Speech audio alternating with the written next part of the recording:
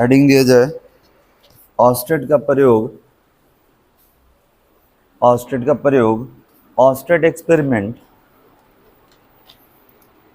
Heading देने वाला Oersted का प्रयोग, ऑस्टेट एक्सपेरिमेंट, ऑस्टेट एक्सपेरिमेंट। तो इन्होंने क्या बताया था, तो कल बात हो चुका है, ये विद्युत और चुंबकत्व के बीच इन्होंने संबंध को स्थापित किया है और इसके प्रयोग के लिए एक परिपथ में चुंबकीय सुई का प्रयोग किया गया था। पहले लिखते हैं इनके बारे में, उसके बाद डायग्राम के साथ हम लोग बात करेंगे। हो गया, हेडिंग दे दिए, पैराग्राफ चेंज करके लिखा जाए। ऑस्टेट नामक वैज्ञानिक ने विद्युत तथा चुंबकत्व के मध्य ऑस्टेट नामक वैज्ञानिक ने विद्युत तथा चुंबकत्व के मध्य संबंध स्थापित किया। विद्युत तथा चुंबकत्व के मध्य संबंध स्थापित किया। विद्युत तथा चुंबकत्व के मध्य संबंध स्थापित किया, जिसे ऑस्टेट के प्रयोग के नाम से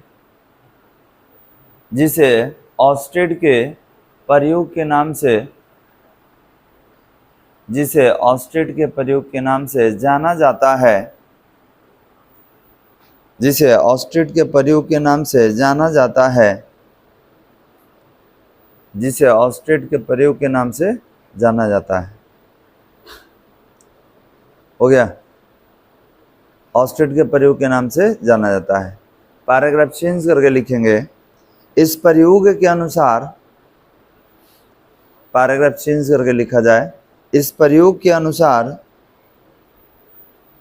पैराग्राफ चेंज करके लिखेंगे, इस प्रयोग के अनुसार जब विद्युत धारा को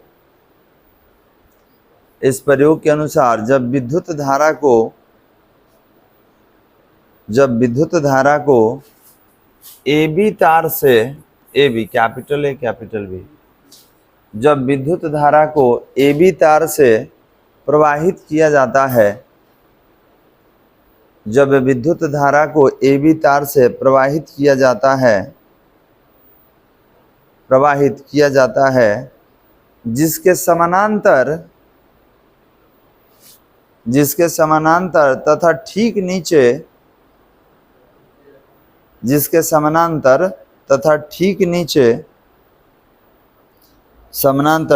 ठीक नीचे चुंबकीय सुई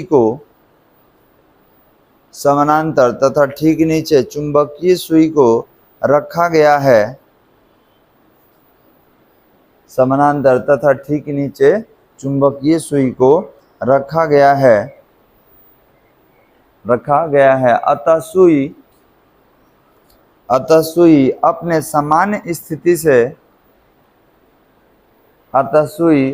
सामान्य स्थिति से विक्षेपित हो जाता है। अतः सुई अपने सामान्य स्थिति से विक्षेपित हो जाता है। अतः सुई अपने सामान्य स्थिति से विक्षेपित हो जाता है। अब इसको डायग्राम के माध्यम से समझना होगा। देखिए, कल हम लोग इसका देखे थे डायग्राम।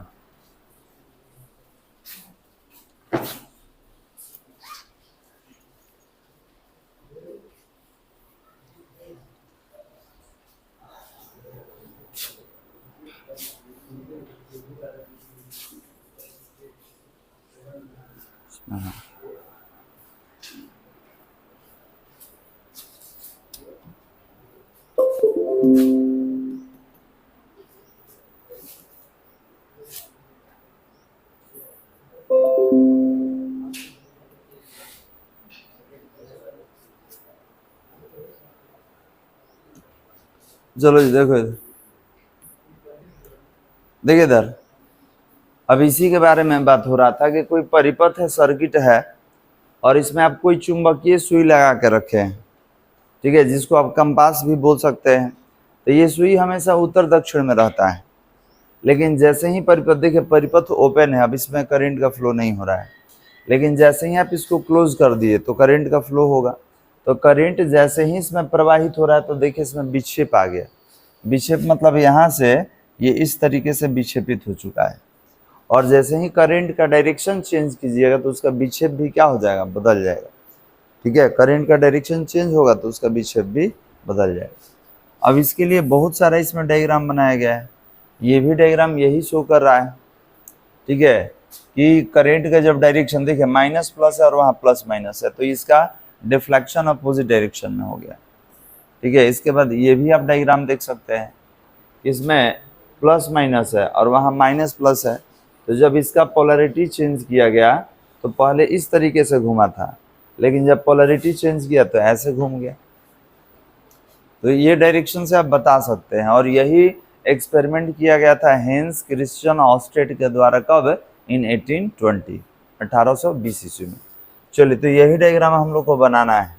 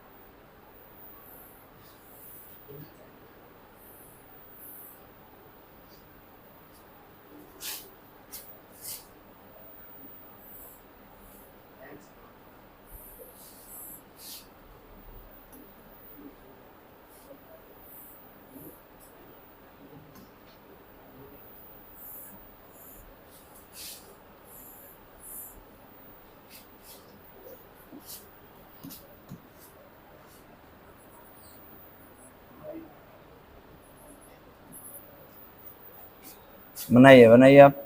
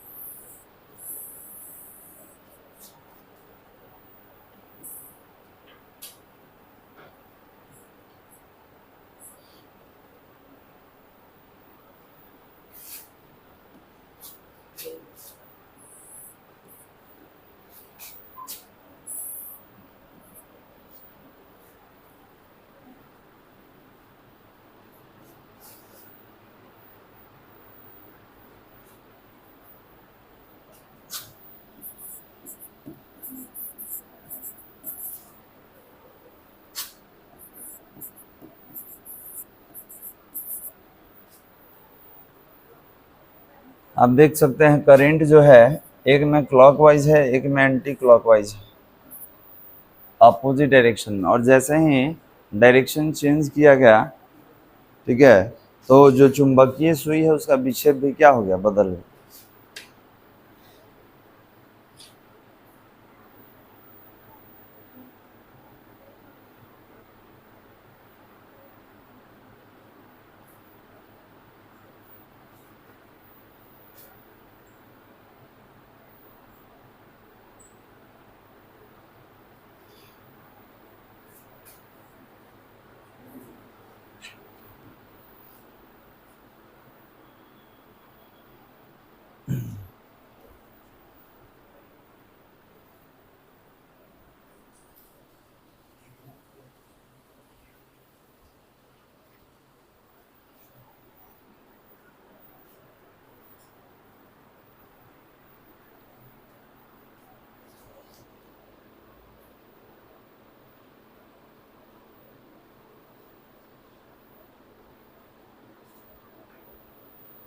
हो गया बालक।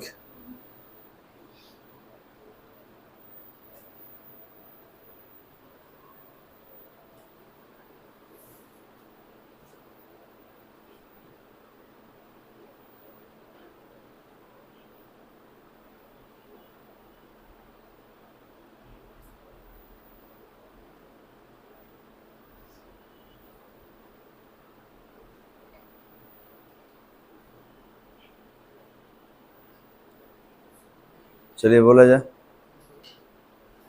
जल्दी बनाओ जी, पेंटिंग क्या बनाने लगा एकदम सब, जल्दी बनाना है, वो लाइन खींच देना है सुई में, अब सुई लगेगा बनाने, लाइन खींच देना है। लिखा जाए, धारा की दिशा को विपरीत करने पर, धारा की दिशा को विपरीत करने पर, धारा की दिशा को विपरीत करने पर सुई का विक्षेप, धारा की दिशा को विपरीत करने पर सुई का विक्षेप, सुई का विक्षेप विपरीत दिशा में होने लगता है। धारा की दिशा को विपरीत करने पर सुई का विक्षेप विपरीत दिशा में होने लगता है, विपरीत दिशा में होने लगता है। यह बैटरी के ध्रुव में, यह बैटरी के ध्रुव में परिवर्तन के कारण, यह बैटरी के ध्रुव में परिवर्तन के कारण होता है। यह बैटरी के ध्रुव में परिवर्तन के कारण होता है, परिवर्तन के कारण होता है। पैराग्राफ चेंज करके लिखेंगे, इन प्रयोगों ने, पैराग्राफ चेंज कर लीजिए और लिखेंगे, इन प्रयोगों ने ऑस्टेड को, इन प्रयोगों ने ऑस्टेड को प्रेरित किया कि, इन प्रयोगों ने ऑस्टेड को प्रेरित किया कि, प्रेरित किया कि धारावाही, धारावाही चालक तार के चारों ओर, इन प्रयोगों ने ऑस्टेड को प्रेरित किया कि धारावाही चालक तार के चारों ओर, धारावाही चालक तार के चारों ओर चुंबकीय क्षेत्र उत्पन्न होता है। धारावाही चालक के तार के चारों ओर चुंबकीय क्षेत्र उत्पन्न होता है, चुंबकीय क्षेत्र उत्पन्न होता है तथा यह चुंबकीय प्रभाव उत्पन्न करता है, तथा यह चुंबकीय प्रभाव उत्पन्न करता है। चलिए तथा यह चुंबकीय प्रभाव उत्पन्न करता है। अतः विद्युत क्षेत्र की तरह है,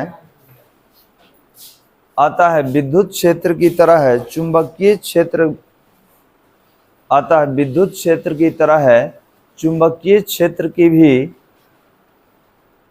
अतः विद्युत क्षेत्र की तरह चुंबकीय क्षेत्र की भी, चुंबकीय क्षेत्र की भी अनेक विशेषताएं हैं।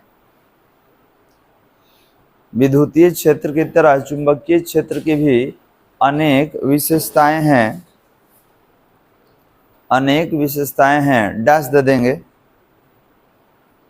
डैश दे देंगे और एक नंबर में लिखिए नीचे, एक नंबर में लिखेंगे विद्युतीय क्षेत्र, विद्युतीय क्षेत्र ई की तरह है, सामने विद्युतीय क्षेत्र वेक्टर ई की तरह है चुंबकीय क्षेत्र, विद्युतीय क्षेत्र वेक्टर ई की तरह है चुंबकीय क्षेत्र वेक्टर बी भी, विद्युतीय क्षेत्र वेक्टर ई की तरह है चुंबकीय क्षेत्र वेक्टर बी भी एक सदिश राशि है, वेक्टर बी भी एक सदिश राशि है। देखिए दोनों पर एरो है, दोनों क्या है, सदिश राशि। 2 नंबर में लिखेंगे विद्युतीय क्षेत्र, विद्युतीय क्षेत्र वेक्टर ई के समान, विद्युतीय क्षेत्र वेक्टर ई के समान विद्युतीय क्षेत्र वेक्टर ई के समान चुंबकीय क्षेत्र वेक्टर बी भी, विद्युतीय क्षेत्र वेक्टर ई के समान चुंबकीय क्षेत्र वेक्टर बी भी त्रिविमीय है। त्रिविमीय मतलब जिसका बीमा 3 होता है। कौन कौन? तो एक्स अक्ष, वाई अक्ष और जेड अक्ष तीनों होगा, त्रिविमीय है। हो गया बालक? चलिए, तो ये आपका रहा ऑस्टेट का प्रयोग। तो मूल रूप से ऑस्टेट के प्रयोग में आप परिभाषित करके डायग्राम जरूर बनाएं। अब समझ में आ रहा है? तो इसमें आप क्या लिखेंगे? तो आप यही लिखेंगे कि जब परिपथ में धारा का प्रवाह होता है तो चुंबकीय सुई में विक्षेप होता है, और जब सेल के या बैटरी के ध्रुवों में परिवर्तन किया जाता है तो धारा का दिशा विपरीत होगा, जिसके फलस्वरूप चुंबकीय सुई के दिशा में या चुंबकीय सुई के विक्षेप में भी क्या हो जाएगा? परिवर्तन हो जाएगा। क्लियर है? चलिए आगे, यहाँ से आगे बढ़ेंगे और हेडिंग दिया जाए चुंबकीय क्षेत्र की तीव्रता। चलो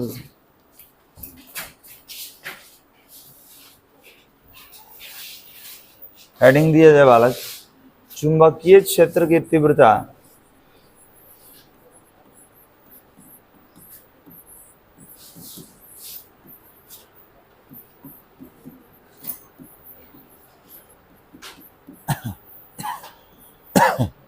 चुंबकीय क्षेत्र की तीव्रता, मैग्नेटिक फील्ड इंटेंसिटी। चुंबकीय क्षेत्र की तीव्रता, मैग्नेटिक फील्ड इंटेंसिटी, या इसको सामर्थ्य भी कहा जाता है। चुंबकीय क्षेत्र की तीव्रता, या आप इसको सामर्थ्य भी बोल सकते हैं। चुंबकीय क्षेत्र की तीव्रता या सामर्थ्य। हो गया बालक? Magnetic field intensity. चलिए परिभाषित किया जाए, लिखा जाए। चलो जो अभी आए हैं आप हेडिंग दे देंगे चुंबकीय क्षेत्र की तीव्रता। चुंबकीय क्षेत्र की तीव्रता, मैग्नेटिक फील्ड इंटेंसिटी, सामने लिखा हो। चुंबकीय क्षेत्र की तीव्रता, मैग्नेटिक फील्ड इंटेंसिटी। हो गया बालक? लिखा जाए, लिखेंगे यदि कोई आवेश स्मॉल क्यू चुंबकीय क्षेत्र बी में, वेक्टर बी में, यदि कोई आवेश स्मॉल क्यू चुंबकीय क्षेत्र वेक्टर बी में, चुंबकीय क्षेत्र वेक्टर बी में वेक्टर भी वेग से, चुंबकीय क्षेत्र वेक्टर बी में वेक्टर भी वेग से इस प्रकार गति करता है कि वेक्टर भी वेग से इस प्रकार गति करता है कि भी तथा बी के बीच, इस प्रकार गति करता है कि भी तथा बी के बीच थीटा कोण का निर्माण होता है। भी तथा बी के बीच थीटा कोण का निर्माण होता है, थीटा कोण का निर्माण होता है। तब आवेश पर लगा हुआ बल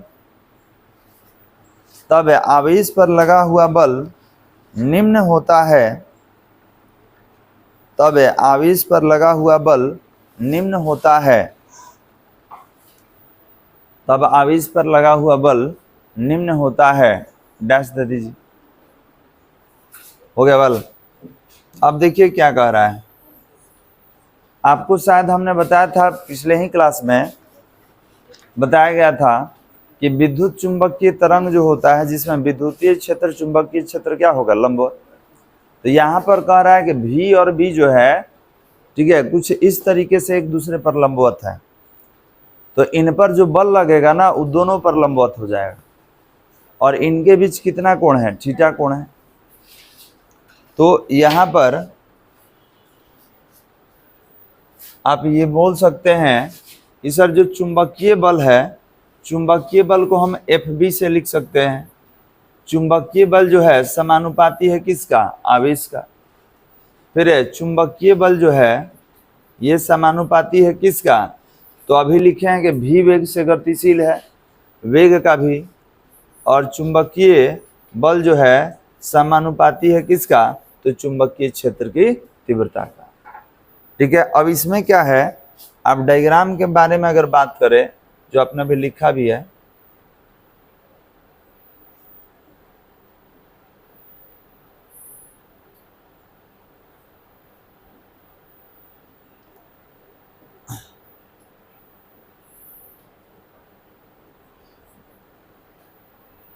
तो ध्यान देंगे इसमें से एक को भी ले लीजिए, एक को बी ले लीजिए, तो इनके बीच कितना एंगल है, थीटा। तो याद रखिएगा बल ये दोनों पर लंबवत दिशा में लगेगा। बात समझ में आ रहा है, बल कहाँ लगेगा, दोनों के लंबवत दिशा में। लिख लीजिए, डायग्राम भी बना लीजिए।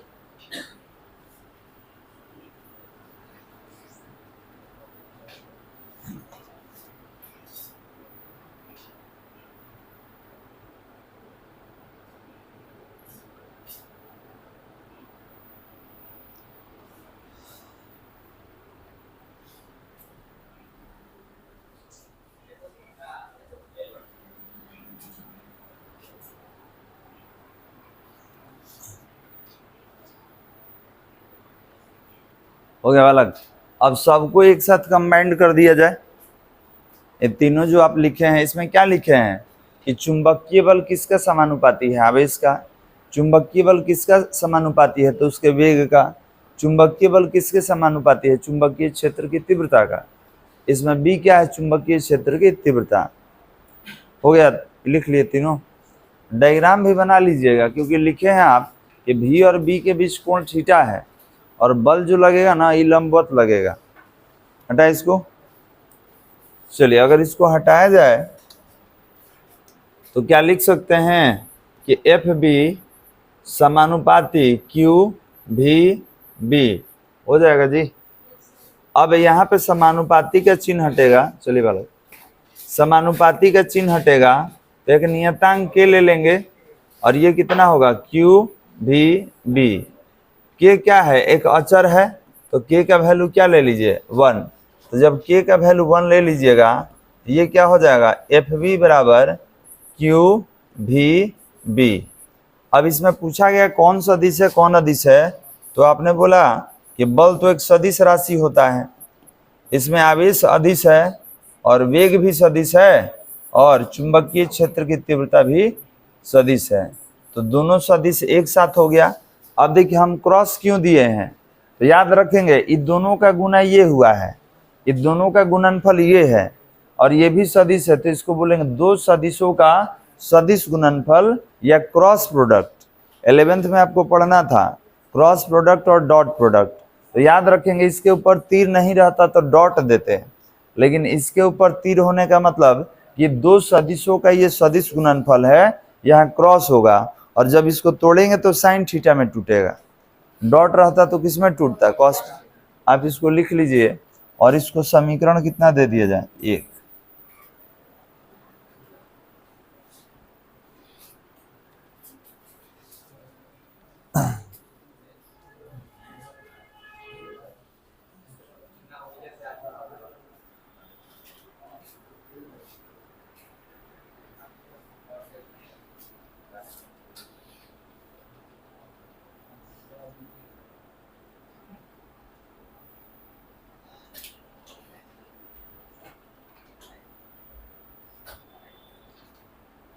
हो गया बालक।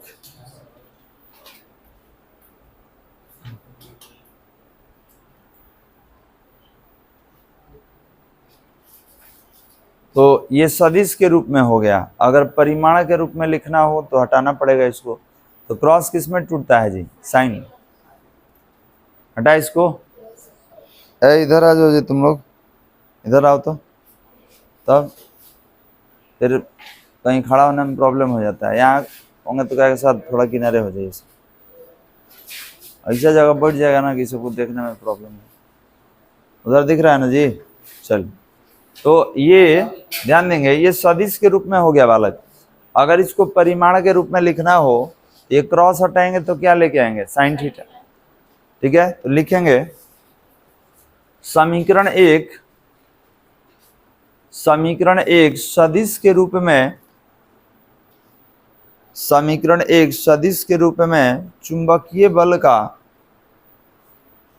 सदिश के रूप में चुंबकीय बल का आवश्यक व्यंजक है। सदिश के रूप में चुंबकीय बल का आवश्यक व्यंजक है, आवश्यक व्यंजक है। अब देखिए तो समीकरण एक से, तो बताइए परिमाण के रूप में तोड़ना है, ये कितना हो जाएगा? एफ वी बराबर ये हो जाएगा क्यू भी बी, और क्रॉस किस में टूटता है? Sine theta. ये समीकरण 2 हो गया, और ये परिमाण के रूप में हो गया बालक। इस पे कोई एरो वगैरह नहीं है, आप देख सकते हैं। लिख लीजिए एफ बी बराबर क्यू भी बी साइन थीटा।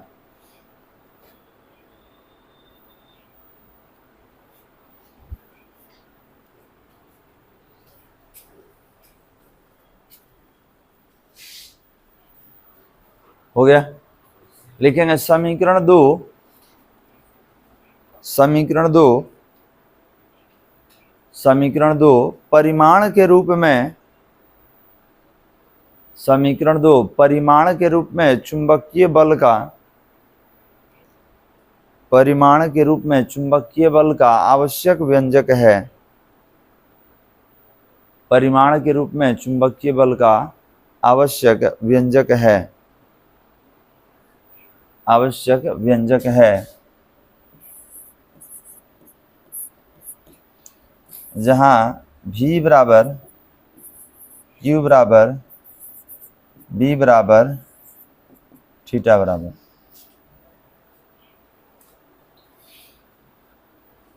हो गया। जहां v बराबर आवेश का वेग, जहां v बराबर आवेश का वेग, आवेश का वेग, स्मॉल q बराबर आवेश, स्मॉल q बराबर आवेश, कैपिटल B बराबर चुंबकीय क्षेत्र की तीव्रता,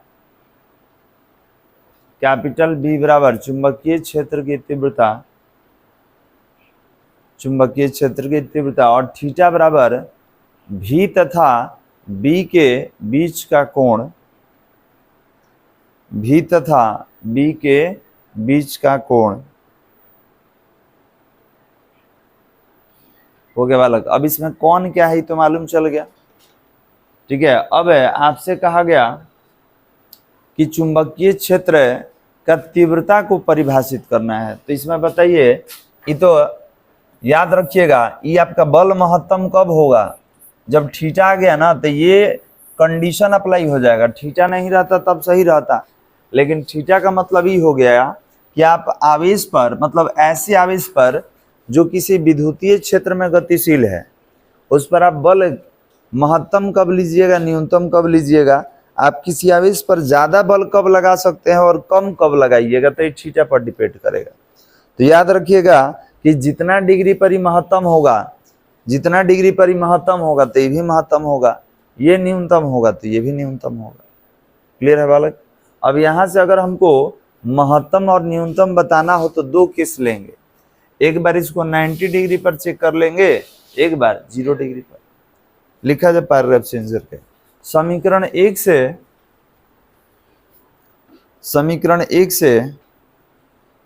हम कह सकते हैं कि,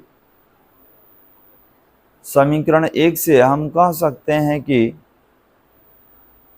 समीकरण 1 से हम कह सकते हैं कि चुंबकीय बल की दिशा भी तथा बी के लंबवत होता है। चुंबकीय बल की दिशा भी तथा बी के लंबवत होता है। भी तथा बी के लंबवत होता है, जिसे वाम हस्त नियम द्वारा प्राप्त किया जा सकता है। जिसे वाम हस्त नियम द्वारा प्राप्त किया जा सकता है। हो गया। अब देखिए तो सामने देखिए ध्यान से, कह रहा है कि जब थीटा बराबर 0 डिग्री हो तो, जब थीटा बराबर 0 डिग्री हो तो कहाँ रख दिया जाए? समीकरण 2 में। समीकरण 2 अभी ना निकाले थे, कितना था? एफ बी बराबर क्यू भी बी साइन कितना डिग्री, और साइन 0 का वैल्यू क्या होता है? साइन 0 का वैल्यू 1 होता है। तो बताइए ये 0 क्या करेगा? सबको 0 कर देगा, तो आपका चुंबकीय बल कितना हो गया? 0। इसका मतलब ये है कि अगर कोई आवेश विद्युतीय क्षेत्र में गतिशील है और उस पर आप बल लगाए हैं 0 डिग्री से, 0 डिग्री मतलब क्षेत्र के समानांतर होता है। अगर 0 डिग्री से बल लगाइएगा तो उस पर बल का मान क्या होगा? न्यूनतम होगा। बल का मान क्या होगा? न्यूनतम, क्योंकि साइन 0 का वैल्यू क्या हो जाता है? 0। ये टोटल को क्या कर देगा? 0 कर देगा। लिख लीजिए तो।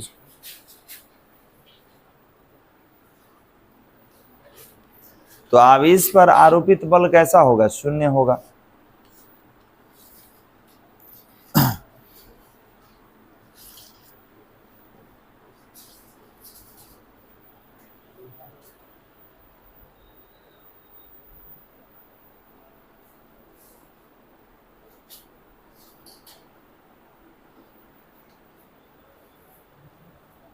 हो गया बालक?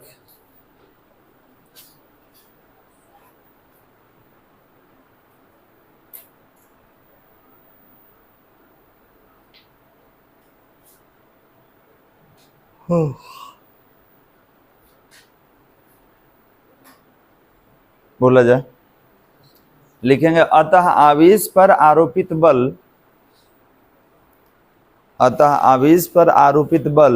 0 होगा। अतः आवेश पर आरोपित बल 0 होगा। 0 होगा। अच्छा, 0 डिग्री का मतलब क्या है? 0 डिग्री का मतलब ये है कि कोई आवेश जो है भी वेग से समानांतर, ध्यान देंगे, चुंबकीय क्षेत्र के समानांतर गया है। चुंबकीय क्षेत्र के समानांतर गया है, तो चुंबकीय क्षेत्र के समानांतर जाइएगा तो आप पर बल कितना लगेगा? 0 बल लगेगा, क्योंकि 0 डिग्री का मतलब समानांतर होता है। ठीक है, तो बल लगने के लिए महत्तम कितना होना चाहिए? 90 डिग्री पर। तो नोट नंबर 2 में इसमें थोड़ा सा लैंग्वेज लिख लीजिएगा। नोट नंबर 2 में लिखेंगे जब आवेश स्मॉल क्यू चुंबकीय क्षेत्र बी में, जब आवेश स्मॉल क्यू चुंबकीय क्षेत्र बी में लंबवत दिशा में गति करे, बी में लंबवत दिशा में गति करे तो आरोपित बल,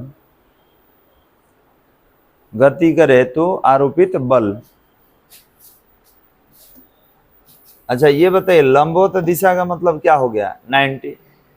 तो लिखेंगे जब थीटा बराबर 90 डिग्री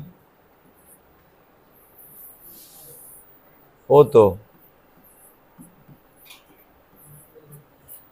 इसी का लैंग्वेज लिखे हैं, कहाँ रख दिया जाए? 2 में। इसमें रखेंगे समीकरण 2 में। तो कितना हो जाएगा? एफ बी बराबर क्यू भी बी, और साइन कितना डिग्री? 90 डिग्री। साइन 90 का वैल्यू 1 होता है, रख दीजिए। कितना हो गया? एफ बी बराबर क्यू भी बी।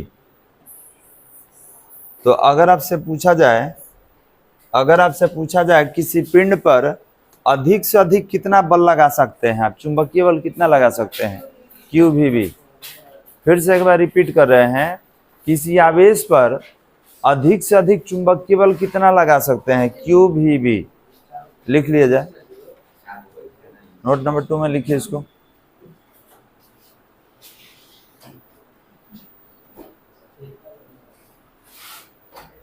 हो गया। यहां लिख भी लेंगे, आवेश पर आरोपित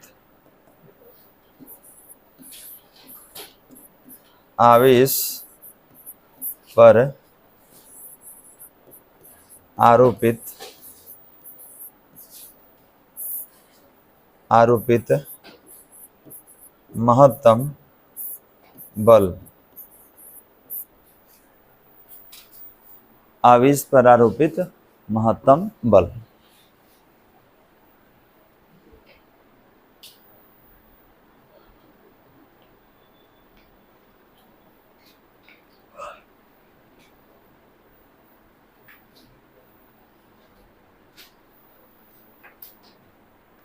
हो गया बालक?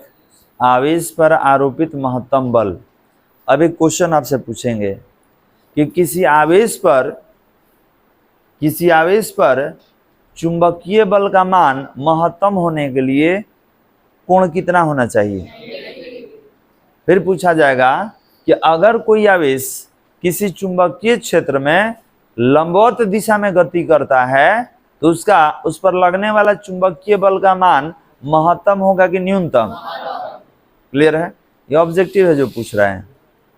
इसे बताइए कि अगर कोई आवेश चुंबकीय क्षेत्र के समानांतर दिशा में गति कर रहा है तो लगने वाला बल महत्तम होगा कि न्यूनतम? न्यूनतम होगा। और न्यूनतम बल लगने के लिए कोण कितना होना चाहिए? क्लियर है बालक? तो यही लिखा गया है।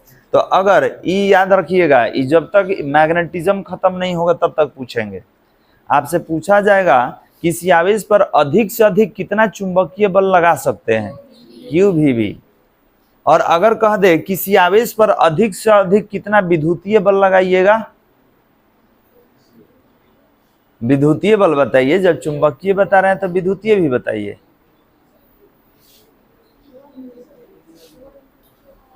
विद्युतीय बल क्या होता है? तो विद्युतीय बल होता है F बराबर क्यू ई होता है। तो ये विद्युतीय बल हो गया। और चुंबकीय बल क्या होगा? तो एफ बी बराबर क्यू भी बी होगा। बात समझ में आ रहा है? तो याद रखेंगे ये विद्युतीय बल है और ये क्या है? चुंबक। सब ना जानना होगा। अभी चुंबकीय पढ़ रहे हैं, विद्युतीय भूला जाएंगे। ठीक है? तो ये समझ में आ रहा है कैसे निकाला गया है? आप पढ़े हैं कि ई बराबर क्या होता है? एफ बटा क्यू। तो जब एफ निकालिएगा तो क्यू ही नहीं होगा।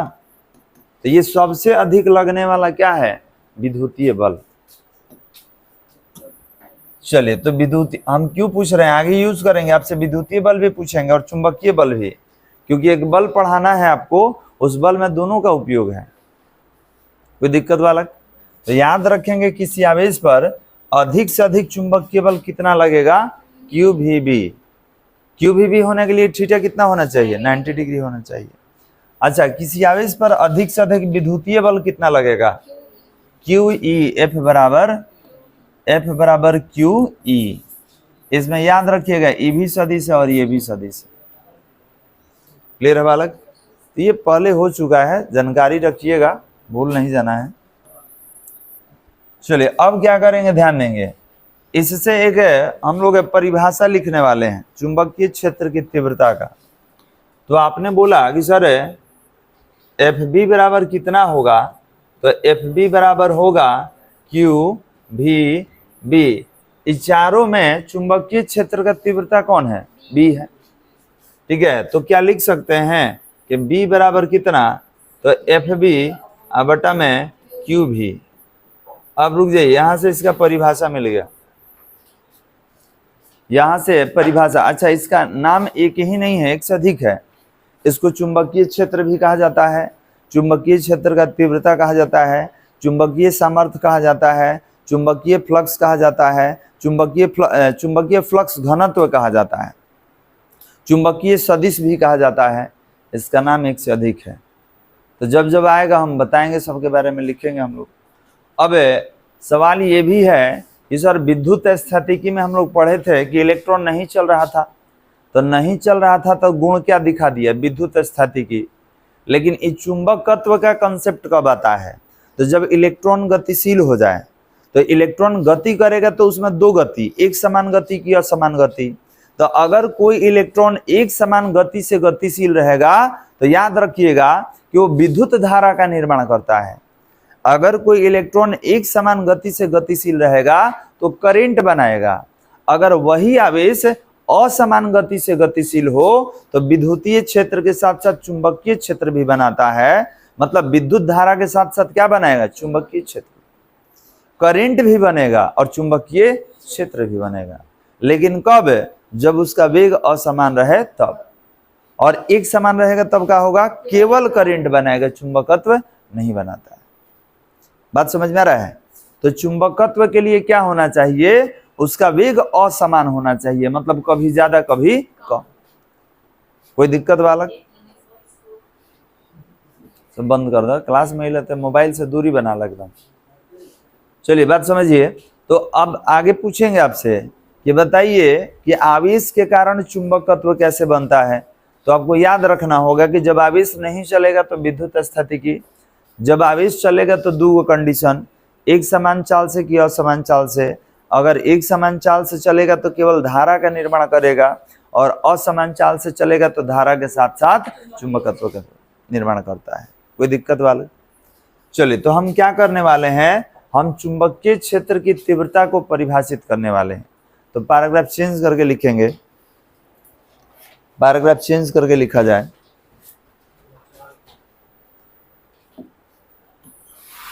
लिखेंगे चुंबकीय क्षेत्र की तीव्रता, चुंबकीय क्षेत्र की तीव्रता का परिभाषा, चुंबकीय क्षेत्र की तीव्रता का परिभाषा, डैश दे दीजिए और इन्वर्टेड कोमा में लिखिएगा पैराग्राफ चेंज करके। चुंबकीय क्षेत्र की तीव्रता का परिभाषा डैश दे देंगे और पैराग्राफ चेंज करके इन्वर्टेड कोमा में लिखिएगा। अब क्या लिखिएगा पहले देख लीजिए हम क्या बोलेंगे, समझिएगा। अच्छा, ई बी नहीं रहता, ध्यान देंगे। आपको याद है ई परिभाषित किए थे हम लोग, तो एफ अपॉन क्यू था। अब समझिए, इसमें क्या पढ़े थे कि प्रति इकाई परीक्षण आवेश पर लगने वाले बल को विद्युतीय क्षेत्र की तीव्रता कहते हैं। लेकिन यहाँ पर एक भी आया है, मतलब किसी गतिशील आवेश पर, ध्यान समझिएगा, किसी विद्युतीय क्षेत्र में गतिशील आवेश पर तो आवेश कैसा रहेगा? परीक्षण रहेगा। याद रखिएगा, किसी ये भी बोल सकते हैं कि किसी विद्युतीय क्षेत्र में, किसी विद्युतीय क्षेत्र में गतिशील परीक्षण आवेश पर लगने वाले चुंबकीय बल को चुंबकीय क्षेत्र का तीव्रता कहा जाता है। फिर से हम बोल रहे हैं, तो आप बोलेंगे किसी विद्युतीय क्षेत्र में गतिशील परीक्षण आवेश पर लगने वाला चुंबकीय बल चुंबकीय क्षेत्र का तीव्रता कहलाता है। तो लिखा जाए इन्वर्टेड कोमा में, लिखेंगे किसी विद्युतीय क्षेत्र में, किसी विद्युतीय क्षेत्र में, किसी विद्युतीय क्षेत्र में गतिशील, किसी विद्युतीय क्षेत्र में गतिशील, गतिशील परीक्षण आवेश पर, गतिशील परीक्षण आवेश पर, परीक्षण आवेश पर लगने वाला, परीक्षण आवेश पर लगने वाला चुंबकीय बल, परीक्षण आवेश पर लगने वाला चुंबकीय बल, परीक्षण आवेश पर लगने वाला चुंबकीय बल चुंबकीय क्षेत्र का तीव्रता कहलाता है, लगने वाला चुंबकीय बल चुंबकीय क्षेत्र का तीव्रता कहलाता है, चुंबकीय क्षेत्र का तीव्रता कहलाता है।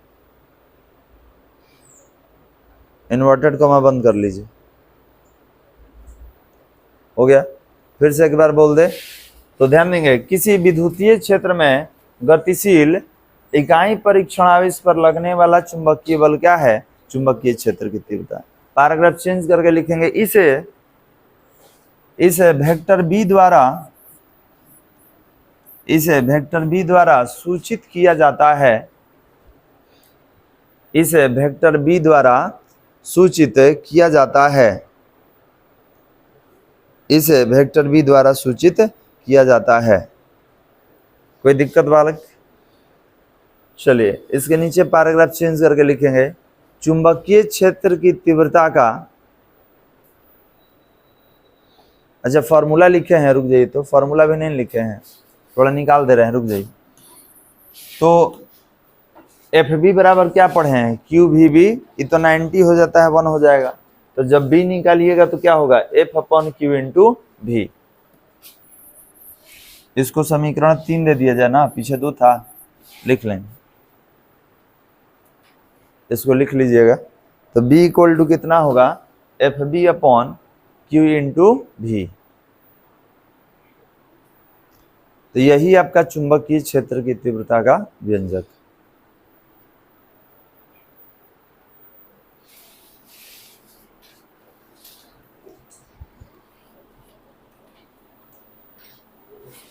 समीकरण 3 चुंबकीय क्षेत्र की तीव्रता का, समीकरण 3 चुंबकीय क्षेत्र की तीव्रता का आवश्यक व्यंजक है। समीकरण 3 चुंबकीय क्षेत्र की तीव्रता का आवश्यक व्यंजक है। हो गया? अब इसका हम लोग मात्रक निकालने वाले हैं। सबका हो गया बालक? चलिए नोट में लिखेंगे, नोट नंबर 1 में लिखा जाए। अच्छा 2 गो नोट हुआ है का? इधर देखिए तो 2 गो नोट हुआ है ना, 3 कर लीजिएगा।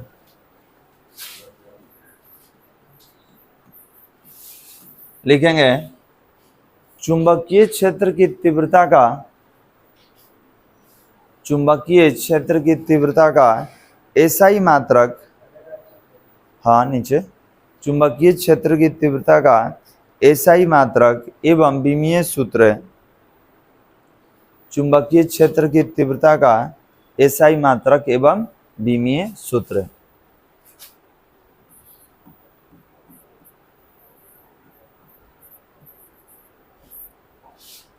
एसआई मात्रक एवं विमीय सूत्र। तो देखिए B बराबर क्या था? तो एफ बी और नीचे Q इंटू भी, यही था ना जी। तो बताइए बल का क्या होता है बालक? न्यूटन। इसके बाद आवेश का और वेग का क्या होता है? Metre square. क्या होगा? मीटर प्रति सेकंड, मतलब मीटर सेकंड इनवर्स 1। क्लियर है? अब इसको नीचे से ऊपर ले जाइए, इसको नीचे से ऊपर ले जाइएगा तो ध्यान देंगे ई दोनों माइनस में होगा, ये क्या होगा? प्लस में होगा। तो लिखेंगे न्यूटन मीटर इनवर्स 1, ठीक है। न्यूटन, यहाँ से कूलम को पहले ले जाते हैं, कूलम इनवर्स 1 मीटर इनवर्स 1, और सेकेंड बच गया ना, तो इसको आगे लिखना पड़ेगा ना, सब माइनस एक साथ।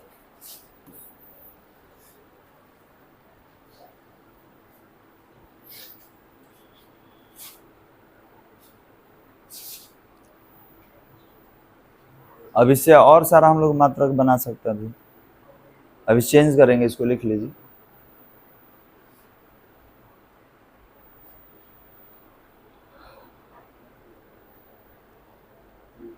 हो गया बालक? अब इसमें और चेंज कर ले रहे हैं। तो देखिए कूलम्ब प्रति सेकंड को आप एम्पियर के नाम से जानते हैं, पढ़े हैं। इसमें और चेंज करेंगे तो क्या दिखेगा, एक तो ये हो गया, तो आपने बोला कि सर न्यूटन है, अब देखो बता रहे हैं, बतिया रहा है, उसको देखिए थोड़ा और चेंज करेंगे, इसका यूनिट बहुत ज्यादा होता है। तो आप लिखे हैं मीटर सेकेंड इनवर्स 1, तो क्या मीटर प्रति सेकेंड लिख सकते हैं वेग के लिए। अब आपसे कहा गया कि न्यूटन है और कूलम्ब के नीचे सेकेंड को लेके आ जाइए, कूलम्ब के नीचे। अब भागा में है तो आप आगे पीछे कहीं रख सकते हैं, भागा में ही रहेगा। और आप जानते हैं कि कूलम्ब प्रति सेकेंड को एम्पियर कहा जाता है। तो ये हो गया न्यूटन, नीचे हो गया एम्पियर इनटू मीटर। तो याद रखेंगे एक और मात्रक मिल गया न्यूटन, ठीक है, एम्पियर इनवर्स 1 मीटर इनवर्स 1। अब इसको एक नाम से जानते हैं, इसको टेस्ला कहा जाता है। क्या बोलेंगे, टेस्ला। इसको लिख लीजिए, अगले स्लाइड में ले लीजिए।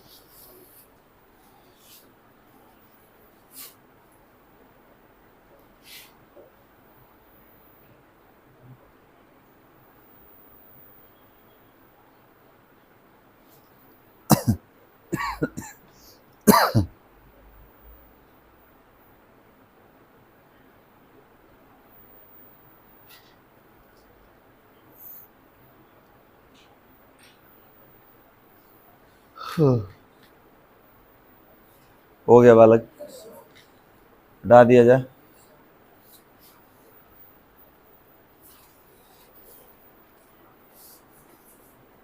तो एक ऊपर भी मिला था, एक यहाँ मिल गया। ये थोड़ा सा ज्यादा इंपॉर्टेंट है, बार बार हम लोग यही यूज करेंगे, ये वाला।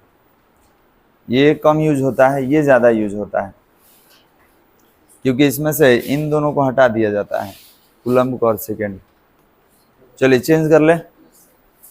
तो ध्यान देंगे, अगर पूछा जाए कि न्यूटन एम्पियर इनवर्स 1 और क्या था मीटर इनवर्स 1, इसको अब क्या बोलिएगा, तो इसको टेस्ला बोलेंगे।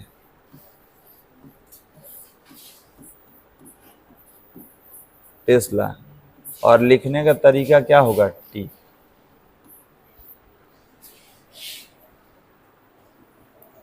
अब इसका एक और मात्रक होता है, लेकिन वो सीजीएस मात्रक होता है जिसको गॉस बोलते हैं, वो भी लिखवा दे रहे हैं, पहले इसको लिख लीजिए। हो गया बालक। अब आपसे पूछेंगे कि बताइए एक टेस्ला क्या होगा, तो आप बोलेंगे एक newton ampere inverse 1 metre inverse 1। इसी को क्या कहा जाता है, टेस्ला कहा जाता है। और ये कौन सा मात्रक है, तो ये एसआई मात्रक है। किसका, तो चुंबकीय क्षेत्र की तीव्रता का।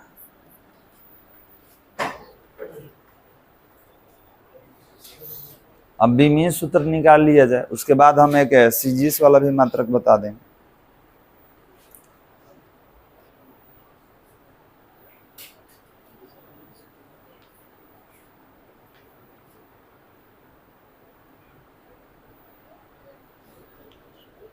हो गया सबका।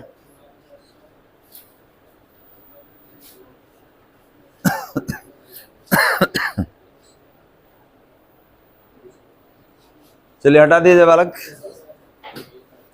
बीमीय सूत्र है।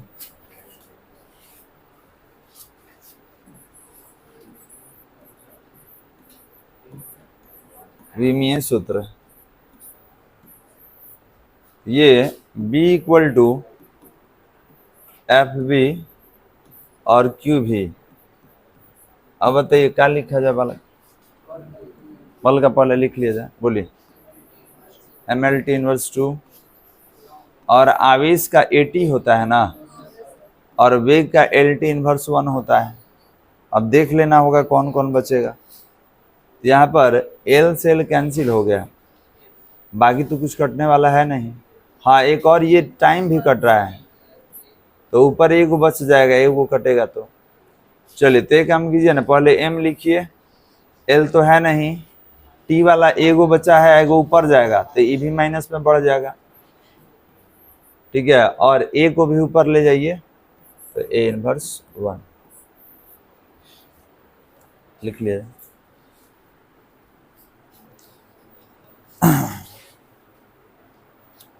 M T inverse two A inverse 1, L से एल कैंसिल हो गया, तो M T inverse two A inverse 1।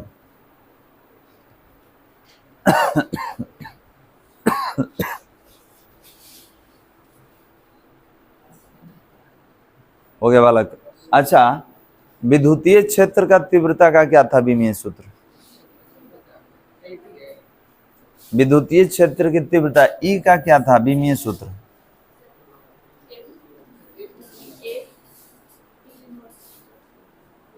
M L square T inverse 3 A inverse 1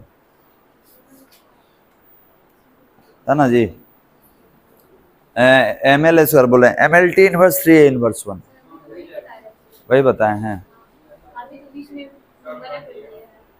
चलिए, तो अब देखिए, पढ़ तो रहे हैं चुंबकीय, लेकिन साथ में विद्युतीय वाला भी याद होना चाहिए ताकि आसान हो जाए। चलिए, इसका जरूरत नहीं है, ठीक है, आगे जरूरत पड़ेगा इसका। चलिए, हो गया बालक। तो अगर विद्युतीय क्षेत्र का तीव्रता पूछा जाए तो M L T inverse 3 A inverse 1 पीछे निकाले हम लोग, भूल जाए तो निकाल भी सकते हैं, F/Q करके निकाल लीजिएगा। हो गया बालक। चलिए, नोट नंबर 4, नोट नंबर 4 लिखा जाए, लिखेंगे सीजीएस पद्धति में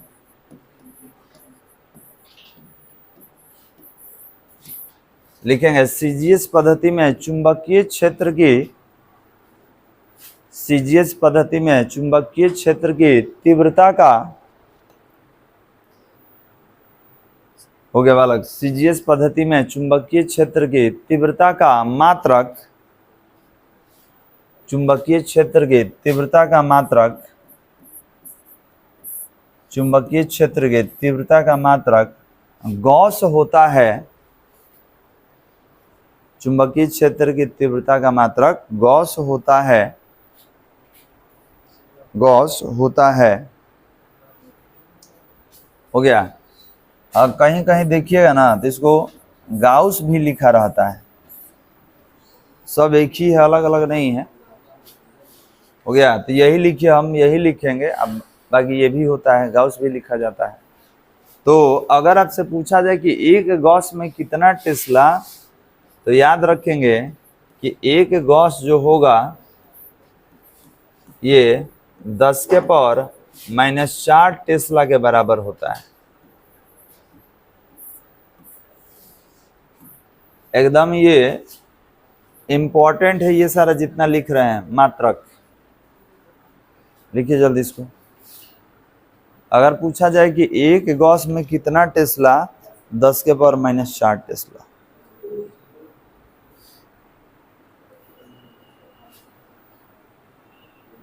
बोलो आए, क्या कर रहा है जी?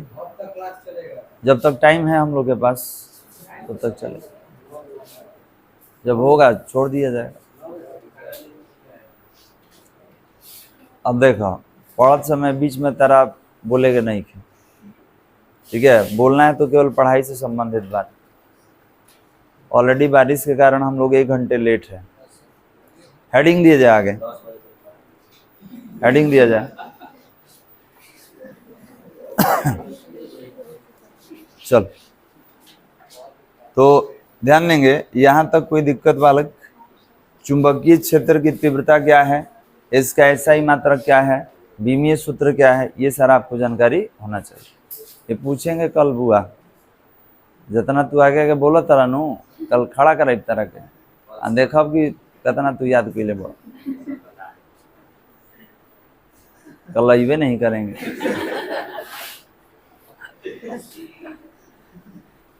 चलो, आगे हेडिंग दिया जाए, धारा की दिशा की, हेडिंग देंगे धारा की दिशा की जानकारी के लिए, धारा की दिशा की जानकारी के लिए, जानकारी के लिए फ्लेमिंग, फ्लेमिंग का वाम हस्त नियम,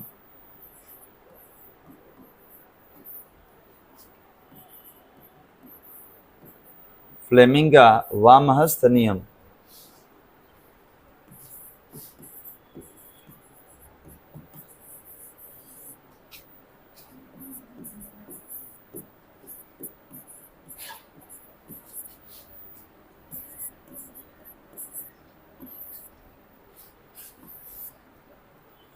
हेडिंग देंगे फ्लेमिंग लेफ्ट हैंड रूल।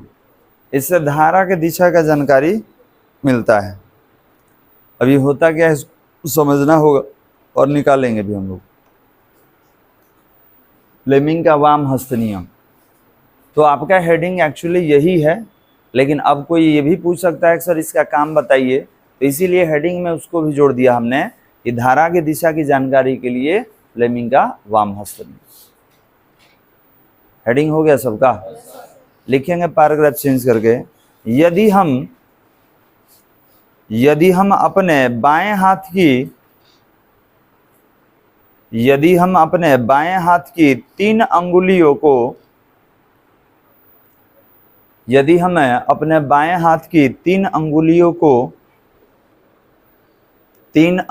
को और ब्रैकेट में लिखिएगा मध्यमा, ब्रैकेट में लिखेंगे मध्यमा कॉमा तर्जनी तथा अंगूठे को मध्यमा कॉमा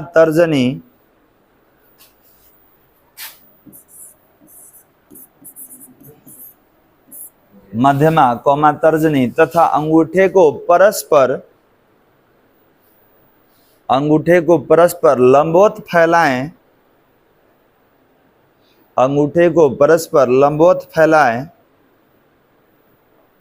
लंबवत फैलाएं यदि तर्जनी चुंबकीय क्षेत्र की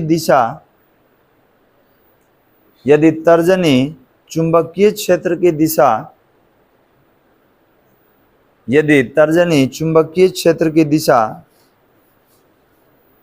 हो गया, कॉमा देके लिखेंगे मध्यमा धारा की दिशा, कॉमा देके लिखेंगे मध्यमा धारा की दिशा को व्यक्त करता है, मध्यमा धारा की दिशा को व्यक्त करता है, तब अंगूठा धारावाही चालक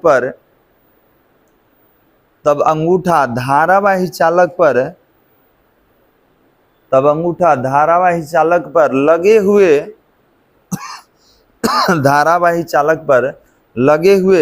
बल की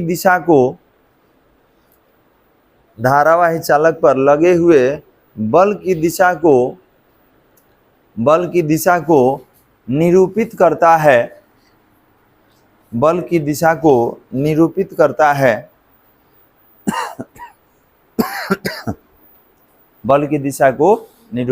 है, तो देखिए बाएं हाथ में तीन उंगली लेंगे हम लोग, मध्यमा लेंगे, तर्जनी लेंगे और अंगूठा लेंगे। ठीक है, मध्यमा जो होगा ये धारा की दिशा को बताएगा या वेग की दिशा को बताएगा, दोनों में से कोई नाम ले सकते हैं। ठीक है, ये जो आपका तर्जनी है, ठीक है, ये जो तर्जनी है ये चुंबकीय क्षेत्र की दिशा को बताएगा, और ये बल बताएगा कि दोनों पर बल लग कैसे रहा है। अभी आया था QVB, अभी था ना QV और B, तो बस वही तीन गो के लिए हम लोग ठीक है निकालेंगे कि आपका डायरेक्शन कहाँ होगा। उस तीन गो में दो गो दिया रहेगा, तीसरा का दिशा आपको बताना होगा। तो अगर डायग्राम हम लोग बनाएं इस तरीके से,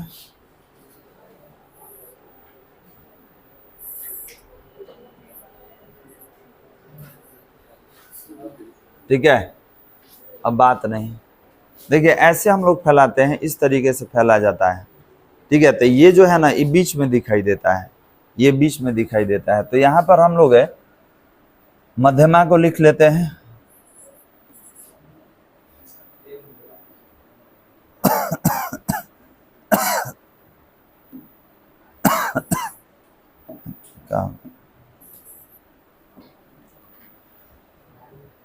यहाँ पर मध्यमा,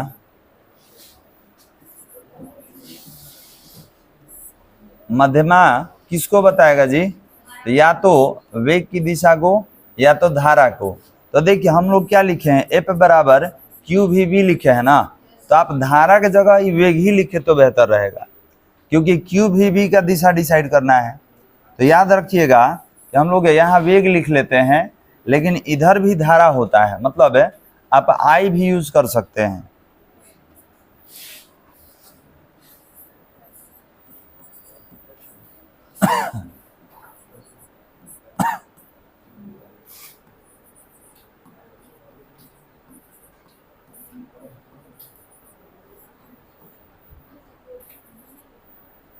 हो गया है?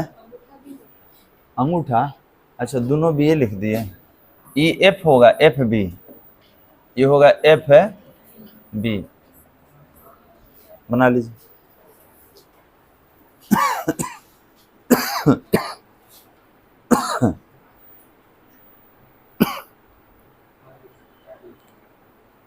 इंग्लिश में इसको मिडिल फिंगर, इंडेक्स फिंगर और थंब कहा जाता है।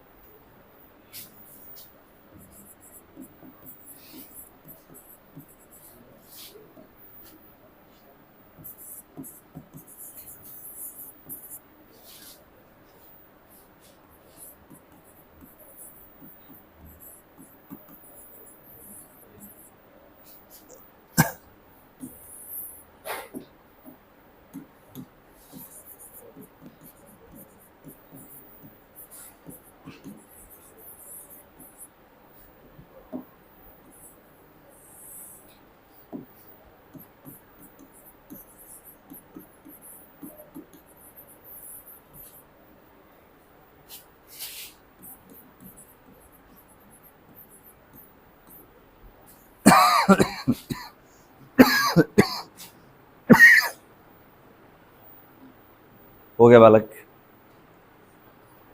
अब इसका एक क्वेश्चन बना लीजिए और चेक कर लीजिए इसको। तो जनरली हम Q लेंगे, V लेंगे और B लेंगे। तो याद रखिएगा V और B एक ही हैं, जिधर वेग का दिशा होगा उधर ही धारा का दिशा होगा, क्योंकि समीकरण में बार बार आपको V मिलेगा। ठीक है, तो V के साथ ही लेते हैं। हो गया, बना लिए डायग्राम, लिखिए। तो लिखेंगे यदि यदि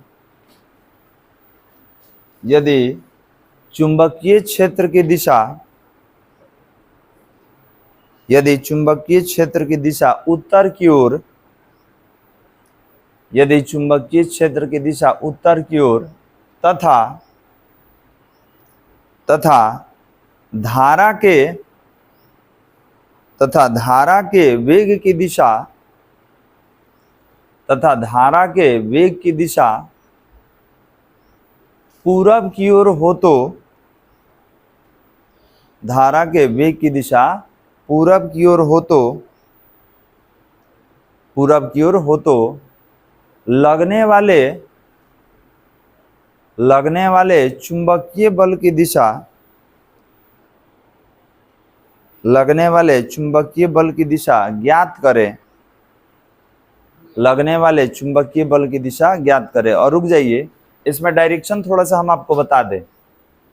देखिए डायरेक्शन तो आप बता दीजिएगा इस तरीके से समझो जी बालक। देखिए डायरेक्शन तो आप बता देंगे, जैसे आप बता देंगे कि सर इधर ईस्ट है, ये वेस्ट है, अगर ऐसे कर दे तो नॉर्थ है, साउथ है। लेकिन एक और डायरेक्शन सीख लीजिए, एक होगा बाहर और एक होगा अंदर। ठीक है, बाहर की ओर और अंदर की ओर। तो बाहर जो होगा इसको जेड अक्ष कहा जाता है। आप जानते हैं कि अक्ष तीन तरह का होता है, x y z, x y z. तो याद रखेंगे ये दो तो दिखता है, लेकिन ये त्रिविमीय होता है। ठीक है, तो अगर बाहर वाला दिशा बताना होगा, जिसको आप जेड अक्ष कहते हैं, तो बाहर वाला दिशा के लिए हम लोग डॉट का यूज करते हैं। और यही दिशा अंदर की ओर हो जाए, अंदर की ओर, तो अंदर की ओर के लिए क्या लिखते हैं, क्रॉस। ठीक है, तो याद रखिएगा अगर दिशा बाहर की ओर बताना हो तो डॉट से लिखेंगे, और अंदर की ओर बताना हो तो क्रॉस। तो आप यहाँ पे मेंशन कर लीजिएगा ये दोनों भी, कि अगर डॉट दिखेगा तो दिशा कहाँ होगा, बाहर की ओर। दिशा कहाँ होगा, बाहर की ओर। और अक्ष कौन होता है, कौन सा अक्ष, तो जेड अक्ष कहलाता है। और अगर क्रॉस दिख गया, क्रॉस, तो डायरेक्शन कहाँ होगा, अंदर की ओर, अंदर की ओर।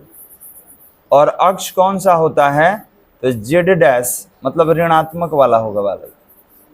मेंशन कर लीजिए इसको।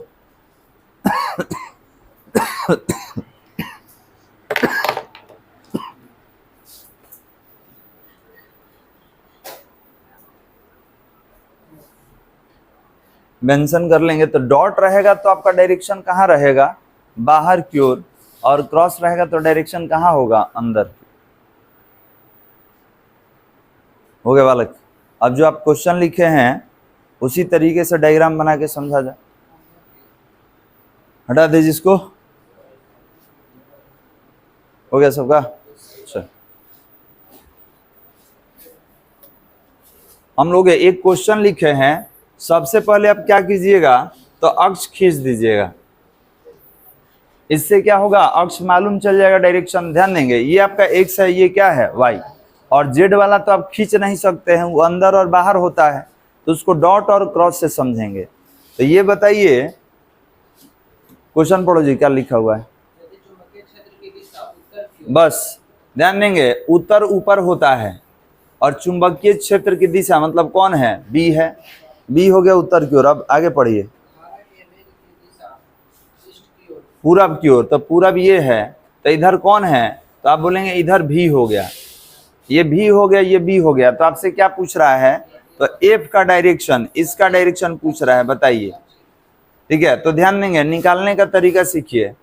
आपको क्या करना है कि अपना बायां हाथ लेना है और इसमें 3 उंगली लेना है, 1 2 3, और परस्पर तीनों लंबवत होना चाहिए, एक दूसरे पर सब 90 होना चाहिए। ठीक है, एक दूसरे पर 90। और जैसे जैसे बोलेगा आपको रख देना है। तो ये तीनों में बताइए कि बी कौन है, तीनों में बी कौन है, तर्जनी है। तो आपने बोला सर ये बी है, तो इसको कहाँ रखना होगा, तो आपने बोला उत्तर की ओर, तो उत्तर ऊपर है, ऊपर कर दिए। अब बताइए धारा के दिशा, धारा के वेग की दिशा भी, तो भी ये है, ये पूरब में होना चाहिए, लेकिन अभी तो पश्चिम है। अभी देख लीजिए इधर है, तो इधर वाला डायरेक्शन क्या होता है, पश्चिम। आप लिख देंगे कि सर ये जो डायरेक्शन होता है, डायरेक्शन का नाम लिख दे रहे हैं, ये ईस्ट है, ये वेस्ट है, ये ऊपर वाला नॉर्थ है, और नीचे वाला क्या होता है, साउथ होता है। क्लियर है बालक। तो आपने बोला कि सर ये ऊपर चला गया उत्तर की ओर, तो ये पश्चिम दिख रहा है, जबकि ये कहाँ होना चाहिए, पूरब। तो इसको बदलिए, लेकिन इसके दिशा में कोई परिवर्तन नहीं होना चाहिए। तो हमने बोला कि इसको ऐसे घुमा देते हैं, घुमा दिए। तो देखिए ये जो है आपका, इसका नाम भी है और इसका नाम क्या है, बी। तो अंगूठा बाहर निकल गया, यही बल का दिशा है। तो बाहर की ओर क्षेत्र होगा आपका, मतलब बल लगेगा कहाँ, बाहर की ओर। इसको दिखाएंगे कैसे, तो इसको आप बाहर की ओर को कैसे दिखाया जाता है, डॉट से। तो आप बोलेंगे कि सर एफ बी का जो दिशा होगा वो कहाँ होगा, बाहर की ओर, बाहर की ओर। अच्छा, अगर अंगूठा अंदर चला जाता तो क्रॉस लिख देते, और क्या लिखते, अंदर की ओर। बनाइए इसको।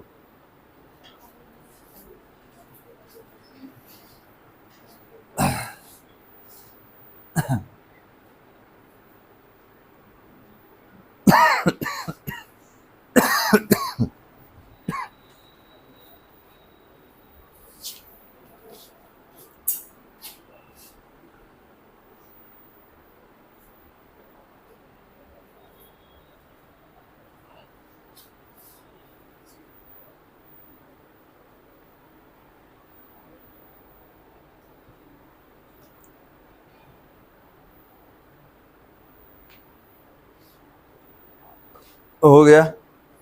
और जब तक खुद से इसको नहीं बनाइएगा, हमारे बनाने से आपको समझ में नहीं आएगा। ठीक है, तो एक और क्वेश्चन दे रहे हैं, आप उसका आंसर बताइए। ये हो गया ना सबका। अब लिखेंगे नहीं, इसको डायरेक्ट यहाँ पे लिख दे रहे हैं। यहाँ पे लिखेंगे कि एफ बी का दिशा जो है, ये हम लोग ले लेते हैं, कहाँ पर ले लें, पश्चिम ले ले या पूरब ले लेते हैं, लीजिए पूरब की ओर। और बी का दिशा ले ले रहे हैं, बी का दिशा ले ले रहे हैं दक्षिण की ओर, दक्षिण की ओर। तो आपको भी का दिशा बताना है, बताइए क्या हो। ये तीन को होता ही है, ये तीनों एक दूसरे पर क्या होता है, लंबवत होता है। चलिए बताइए भी का दिशा बताइए कहाँ होगा।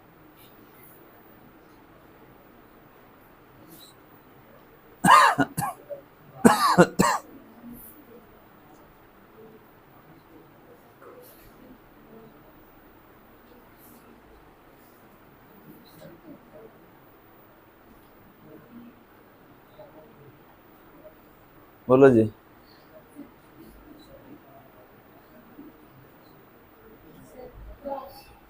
क्रॉस, अंदर की ओर, अंदर वाला डायरेक्शन क्रॉस होगा।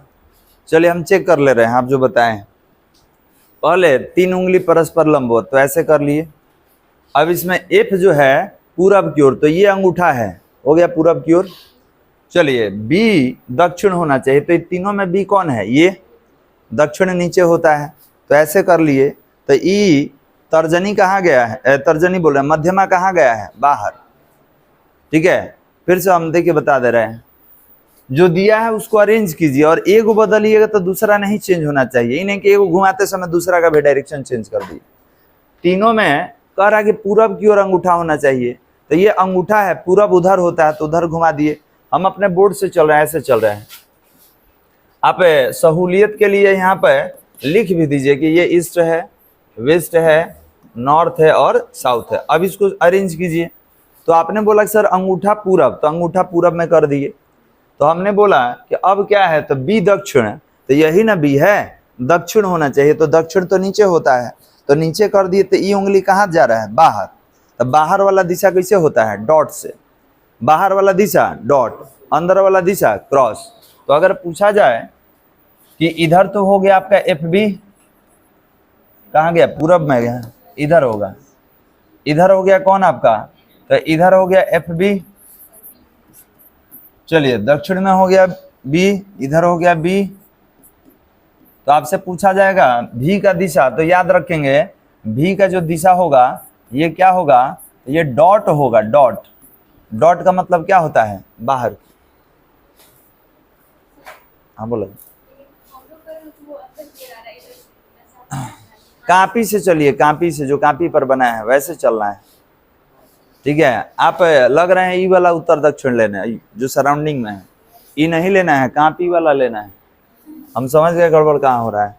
कॉपी पे जो आप बनाए हैं ना पूरा पश्चिम, वैसे ही हाथ को घुमाना है।